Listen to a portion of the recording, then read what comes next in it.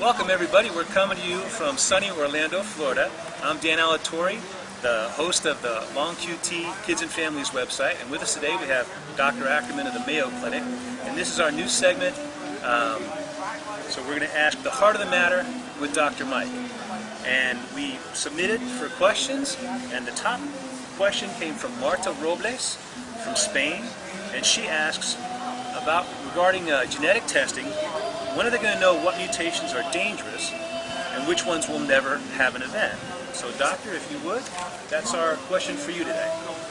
Well, thank you, Daniel. And Marta, thank you for the question from Spain. I would love to meet you. I've only been to Spain once, and your question is a great question. So I can see why it got the most votes to kick off this session with the heart of the matter with Dr. Mike. So we have come a long ways, haven't we, with respect to long QT syndrome genetic testing, knowing that the different genetic flavors of long QT syndrome have different properties and different characteristics. And you're referring to what we know the most about, which is the three most common genetic subtypes or genetic flavors of long QT. We call them type 1, type 2, and type 3 long QT syndrome. But with respect to your question, we're learning that it's not enough to just say what kind that I'm type 1. The next question becomes, what kind of type 1 long QT syndrome am I? Because we're learning that not all type 1 long QT families are the same. Not all type 2 long QT syndromes are the same. And so we are beginning to do what is called intragenic risk stratification, which is exactly your question.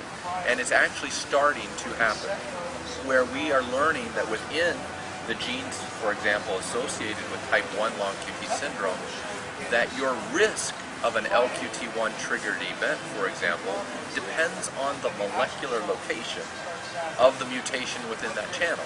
In other words, not every mutation is associated with the same risk. And so we are learning that there are higher risk LQT1 mutations and there are lower risk LQT1 mutations. And then we are also learning from functional studies that the functional behavior of that mutation, how much does it damage the biology of the channel, impacts and predicts to the patient the possibility of an LQT triggered event. So we are getting to the answer to that question. We are starting to learn which mutations or which types of mutations are more dangerous and which ones are less dangerous. We're not yet smart enough to say this mutation is dangerous. We're able to say one has greater chance of event and the other has less of a chance of event. And we're in fact starting to get at the issue of which mutations and which profiles of long QT syndrome may be at such low risk of an event that we don't even have to treat them. Where we're knowing that we're over-treating. See, we know we're over-treating patients with long QT syndrome right now. We just don't know which one. And so we've started to find out the features of the near zero risk person. And so, for example, right now to date, the properties or the profile, if you will, of the lowest risk person with long QT syndrome is a man who's never had a spell yet. He's 40 years old or older. His electrocardiogram isn't that impressive. And his type of long QT1 is a specific signature where at the molecular cellular level it's called a haploinsufficient C-terminal localizing mutation.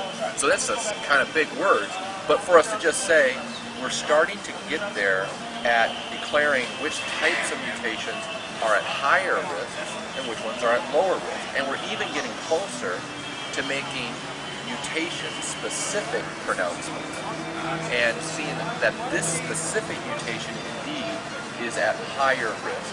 I'm not sure we're going to get to the point where we'll say that mutation tomorrow will be dangerous. That's another question, because we all know the example, right, where you have a family. That family all has the exact same mutations, and yet the storyline within those family members who are affected with the exact same mutation is not necessarily following the exact same story. Some have problems. Some have problems. Some have never had an event and they're now 80 years old. Whereas the grandchild had an event at age 8 in the swimming pool already.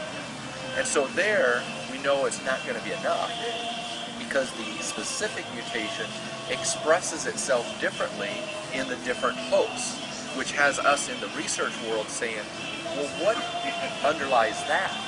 What are the strike 2 factors?